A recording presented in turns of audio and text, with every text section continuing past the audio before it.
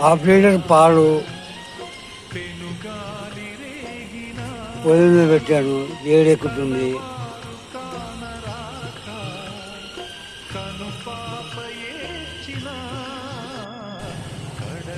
నాలుగు టీ స్పూన్ల టీరాకు జమ్మిని జమ్మకొని కొడుతుంది.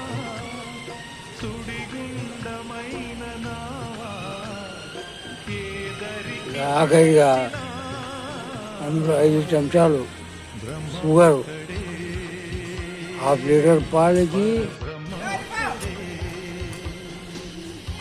పాల మీద మీగడ ఏర్పడేదాకా ఉడకాలి. అదే గుర్తు, మీగడ పైన పొరలా వస్తే టీ ఉడికిందని అర్థం. చాలామంది 3 పొంగులకే దించేస్తారు, తప్పది.